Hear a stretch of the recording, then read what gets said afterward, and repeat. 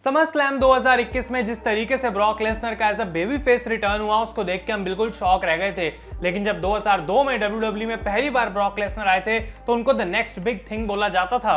और हम बात करने वाले हैं आज की इस वीडियो में गाइस की 2 साल के बड़े सक्सेस के बाद, एक वर्ल्ड वाइड पॉपुलर सुपरस्टार बनने के बाद आखिर क्यों ब्रॉक लेसनर ने सोचा कि मुझे WWE को क्विट कर देना चाहिए, क्या थी उसके पीछे की असली कहानी, वो हम डिस्कस करेंगे आज की इस वीडियो में। तो अब एंड तक देखते रहें, चैनल पर नए तो सब्सक्राइब करें और उस नोटिफिकेशन बेल को भी ऑन करना ना भूलें।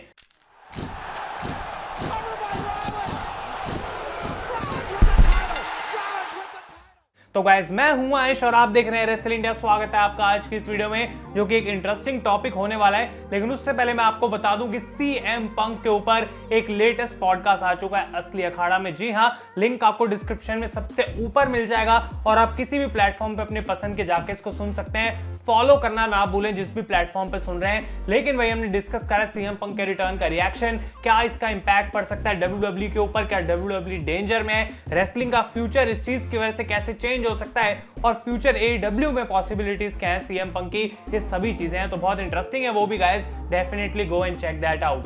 अब जैसा कि मैंने कहा, ब्रॉक लेसनर एक बहुत बड़ा स्टार था और हमेशा से ऐसा लगता था कि हाँ भाई जब WWE में आया तो इसको पुश मिलेगा बड़ा और ये कुछ बड़ा करके भी दिखा सकता है। तो सबसे पहली बात तो ये है कि ब्रॉक लेसनर अपने कॉलेज में रेसलिंग में काफी फेमस थे, अच्छे भी थे और अपने दोस्त शेल्टन बेंजामिन के साथ वो ट्रेन करा करते थे और इन दोनों ने मिलकर डिसाइड करा कि हाँ हमको WWE को ज्वाइन कर लेना चाहिए।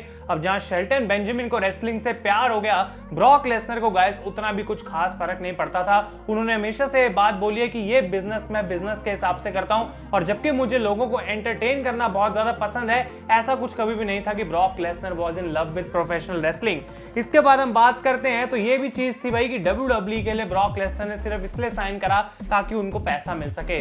अब हम जानते हैं कि जब भी कोई बंदा पहली अपनी जॉब स्टार्ट करता है या उसको एक मेजर ब्रेक थ्रू मिलता है अपने करियर में, तो वो वही वाला ऑप्शन चुनता है मोस्ट प्रोबेबली जिसमें सबसे ज्यादा पैसा हो, क्योंकि हर एक बंदे को एक लाइफस्टाइल चाहिए होता है। उसको पता है हाँ भाई इतना पैसा तो मिनिमम मुझे कमाना ही है और ब्रॉक लेसनर को WWE ने वो लाइफस्टाइल ऑफर करा, उतने पैसे ऑफर करे जिसकी वजह से गाइस उनको लगा कि हाँ मुझे इस कंपनी को ज्वाइन कर लेना चाहिए। तो जैसा कि मैंने बोला कि लेसनर को कभी भी ऐसा नहीं था कि बिजनेस से बहुत ज्यादा प्यार है, जबकि वो सुपरस्टार्स की गाइस बहुत ज्यादा रिस्पेक्ट करते थे। और ओहायो वैली रेसलिंग से जब उनको प्रमोट करा गया मेन रोस्टर में, यानी कि डेवलपमेंटल से वो बाहर निकल के आए, तो ऑलरेडी उनको बहुत बड़े बड़े पुश मिल रहे थे। एक काफी यंग एज में ब्रॉक लेसनर ने रॉक को हरा के WWE चैंपियनशिप को कैप्चर कर लिया था, अंडरटेकर को एक हेल इन अ सेल मैच के अंदर हरा दिया था। तो ज्यादा बंदे ये चीज अपने करियर में कर नहीं पाए एट दिस अर्ली एज, जो कि एक्चुअली में ब्रॉक लेसनर अचीव कर पाए। और ऑब्वियसली जब ब्रॉक लेसनर ऐसे बड़े बड़े मैचेस के अंदर इन्वॉल्व थे शुरू से ही, तो ये बात भी थी कि हाँ भाई उनको पैसा ज्यादा मिलने वाला है, क्योंकि हम जानते हैं कि जितना बड़े स्टैंडर्ड का एक सुपरस्टार होता है उसको उतना ही पैसा दिया जाता है। एक और रीजन गाइस, जो कि मेन रीजन बना यहाँ पे WWE छोड़ने का ब्रॉक लेसनर का, वो था ट्रैवलिंग। उनको ट्रैवल करना बिल्कुल भी पसंद नहीं था। अब आई थिंक जितने भी हम लोग हैं जिन्होंने ब्रॉक लेसनर को बिल्कुल सही तरीके से फॉलो करा है, वो उस टाइम पे करा है जब वो एक पार्ट टाइमर थे WWE में। लेकिन हमने पहले 2 साल के अंदर Brock Lesnar was a full timer, जो कि हर हफ्ते टेलीविजन पर फीचर करा जाता था और उनको बिल्कुल पसंद नहीं था कि मुझे लोकेशन टू लोकेशन ट्रैवल करना पड़ रहा है। वो चीज उनके भाई बिल्कुल कप ऑफ टी नहीं थी। लेकिन उन्होंने क्या करा, जो WWE से वो पैसे कमा रहे थे उसको उन्होंने कलेक्ट करा और $4 लाख का जाके भाई एक प्राइवेट जेट खरीद लिया जिससे वो खुद ट्रैवल कर सकें। अब ऐसा नहीं था कि उनको भाई जाना पसंद नहीं है, लेकिन एयरपोर्ट तक पहुंचना, वहां पे लाइनों में लगना, ये सब ब्रॉक लेसनर के बस की नहीं थी। और भाई उन्होंने सिंपली ये बोल दिया कि मैं अपना प्लेन खरीद रहा हूं। अब माना जाता है कि ये चीज WWE सुपरस्टार्स को बिल्कुल पसंद नहीं आई। उनको ऐसा लग रहा था कि ये तो भाई अपने आप को कुछ अलग ही बढ़िया टॉप स्टार समझ रहा है। लेकिन उस पॉइंट पे गाइस ब्रॉक लेसनर ने वो डिसीजन लिया और आई डोंट थिंक कि कोई उसके बारे में कुछ कर सकता था। तो इस पॉइंट पे ऐसा था कि भाई ब्रॉक लेसनर ने अपने ट्रैवल का तो इंतजाम कर लिया कि हाँ भाई मैं अपने प्लेन से चले जाऊंगा। लेकिन रेसलमेनिया 19 में गाइस एक और ऐसी चीज हुई जिसने एक बड़ा रोल प्ले करा उनके WWE के छोड़ने में, और वो थी एक ऑलमोस्ट करियर एंडिंग इंजरी, एक लाइफ थ्रेटनिंग इंजरी। क्योंकि हम जानते हैं कि वहां पे उनका मैच हो रहा था कर्ट एंगल के साथ, और ओहायो वैली रेसलिंग जब टेरिटरी में डेवलपमेंटल की सीख रहे थे ब्रॉक लेसनर रेसलिंग, तो उन्होंने एक मूव करा था शूटिंग स्टार प्रेस। और उनके साइज के हिसाब का जो बंदा भाई अगर वो ऐसा मूव करे तो डेफिनेटली बहुत रिस्की हो सकता है, और बिल्कुल वो मूव ढंग से एग्जीक्यूट हो नहीं पाया रेसलमेनिया में, और Brock Lesnar almost broke his neck. उनको पैरालिसिस हो सकता था, बहुत सिचुएशन वर्स हो सकती थी, तो बच गए वहां पे और उनकी किस्मत थोड़ी अच्छी थी। तो इस रेसलमेनिया के बाद केवल 1 साल WWE में और टिक पाए ब्रॉक लेसनर, वो भी आई थिंक क्योंकि उनका कॉन्ट्रैक्ट साइन था। लेकिन गाइस शायद आपको ये बात नहीं पता होगी कि ब्रॉक लेसनर ने अपने रिलीज के लिए WWE से खुद जाके बोला था, और ये चीज हमने रूथलेस एग्रेशन की सीरीज में कवर करी थी। अगर आपने वो नहीं देखी है तो उस पर एक पूरा डेडिकेटेड एपिसोड था ब्रॉक लेसनर का, द नेक्स्ट बिग थिंग नाम से। और वहां पे गाइस ब्रूस प्रिचर्ड हमको ये बताते हैं कि भाई ब्रॉक लेसनर आता है एक दिन रैंडमली और बैक स्टेज जाके बोलता है कि मुझे कंपनी छोड़नी है, और वो ऐसे अपना मतलब डट के आया था उस पॉइंट पे कि उसको कोई भाई चेंज ही नहीं करा पाया उसका माइंड। एक बार उसने सोच लिया कि मुझे इस कंपनी को छोड़ना है तो डेफिनेटली उसको वही करना था।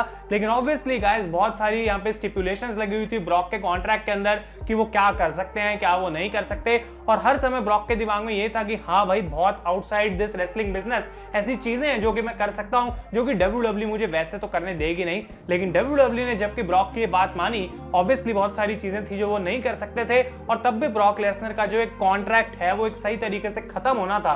तो WWE ने एक वन फाइनल गो के लिए ब्रॉक लेसनर की बात तो मान ली, लेकिन उनको एक फ्यूड में बुक कर दिया अगेंस्ट गोल्डबर्ग फॉर रेसलमेनिया 20, और ये दोनों पार्टीज बिल्कुल भी नहीं चाहती थी ऐसा करना। लेकिन WWE को लगा भाई ये आखिरी मैच है इस बंदे का, ये कॉन्ट्रैक्ट तो रिन्यू करेगा नहीं, तो हमारे पास और कोई ऑप्शन भी नहीं है। तो Goldberg versus Brock Lesnar guys एक बड़ा मैच बिल्ड करा गया था कि गोल्डबर्ग भाई WCW का आया हुआ मॉन्स्टर है, ये WWE का नया यंग मॉन्स्टर है ब्रॉक लेसनर। लेकिन लोगों ने इस मैच पे भाई बिल्कुल ध्यान ही नहीं दिया और बहुत ज्यादा बू हो रही थी, क्योंकि गोल्डबर्ग भी उस पॉइंट पे WWE को छोड़ने जाने वाले थे। तो जबकि स्टोन कोल्ड स्टीव ऑस्टिन इस मैच के रेफरी भी थे, ये सारी चीजें मिलकर भी क्राउड को इतना खुश नहीं कर पाई कि इस मैच में वो एंटरटेन हो पाए या फिर उस मैच में कोई इंटरेस्ट लें। तो भाई ये मैच जो था एक डेफिनेट डिजास्टर था, और इस पॉइंट के बाद ब्रॉक लेसनर का कुछ लेना देना नहीं था WWE से, he was out from WWE।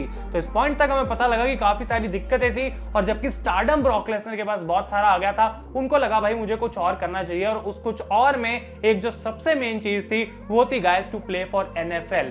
अब काफी लोग यहाँ पे कंफ्यूज हो जाते हैं जब मैं फुटबॉल वर्ड यूज करता हूँ WWE सुपरस्टार्स के साथ, कि वो फुटबॉल नहीं है जिसमें भाई रोनाल्डो मेसी खेलते हैं, ये अमेरिकन फुटबॉल है, क्योंकि अमेरिका में ऑब्वियसली उस रोनाल्डो मेसी वाली फुटबॉल को सॉकर बोला जाता है। तो ब्रॉक लेसनर ने अमेरिकन फुटबॉल अपने कॉलेज में कभी उतनी खेली नहीं थी, वो रेसलिंग ज्यादा करते थे, लेकिन उनका ड्रीम था NFL में भाई उनको कुछ अचीव करना है। तो उन्होंने जाके ट्राईआउट्स दिए और मिनेसोटा वाइकिंग्स के अंदर उनकी सिलेक्शन हो गई। तो उस पॉइंट पे ये एक बहुत बड़ी डील थी, क्योंकि ब्रॉक लेसनर अपने होम टाउन मिनेसोटा में वापस आ रहे हैं, उसकी टीम के लिए खेलने वाले हैं, और उन्होंने इनफैक्ट एक इंटरव्यू में ये बात भी बोली थी कि भाई मैं बाकी प्लेयर से बहुत बढ़िया हूं, मेरे में वो टेक्निकल एबिलिटी भी है और मैं अपने आप को प्रूव करके दिखाऊंगा। लेकिन अनफॉर्चुनेटली ऐसा हो नहीं पाया, क्योंकि सीजन से पहले कुछ मैचेस होते हैं प्री सीजन में, वो तो ब्रॉक लेसनर खेले, लेकिन उसके बाद उनकी टीम मिनेसोटा वाइकिंग्स ने ब्रॉक को रिलीज कर दिया।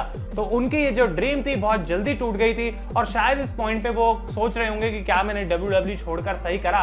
लेकिन गाइस इस पॉइंट पे जो है ब्रॉक लेसनर न्यू जापान में एक दो मैचेस लड़ रहे थे, कुछ ना कुछ थोड़ा बहुत रेसलिंग में कर रहे थे, लेकिन उनका प्लान सेट था अपनी अगली ड्रीम की तरफ, और वो थी अल्टीमेट फाइटिंग चैंपियनशिप यानी कि UFC। तो 2006 में ब्रॉक लेसनर ने ट्रेन करना स्टार्ट कर दिया था MMA के लिए, और फाइनली 2 साल बाद 2008 में उन्होंने अल्टीमेट फाइटिंग चैंपियनशिप के साथ साइन करा, यानी कि गाइस UFC।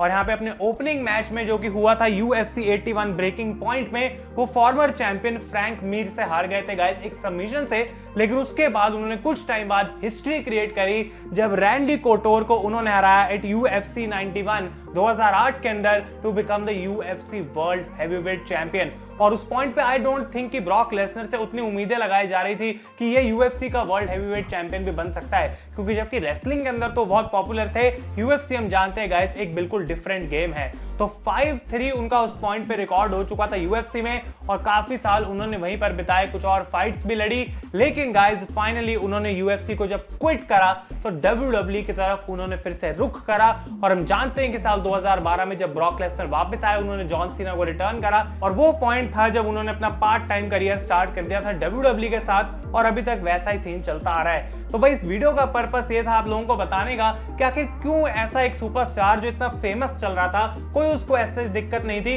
किन रीजंस की वजह से एक्चुअली में वो WWE 2004 में छोड़ के गया। लेकिन कमाल की बात यह है कि उससे उसको कोई फर्क नहीं पड़ा, इनफैक्ट उसका स्टॉक और भी ज्यादा बढ़ गया, क्योंकि ऐसी कोई जगह नहीं है जहां पे ब्रॉक लेसनर जा पाए हो और वहां पे उन्होंने अपने आप को मतलब एज द बेस्ट ना प्रूव कर दिया हो। और अब जब वो वापस आए हैं कल स्मैकडाउन में हमें देखने को मिलेंगे एक बिल्कुल नए से गिमिक में, उसके लिए भाई इंतजार हो नहीं रहा। तो ब्रॉक लेसनर के ऊपर एक स्पेशल वीडियो करने का मेरा काफी मन था, और ऐसे अगर आपके पास और आइडियाज हैं तो कमेंट्स में मुझे जरूर बताएं। असली अखाड़ा पॉडकास्ट को गाइस बिल्कुल चेकआउट करना ना भूलें। तब तक के लिए thank you so much for watching. मैं हूं आयुष और आप देख रहे हैं रेसल इंडिया।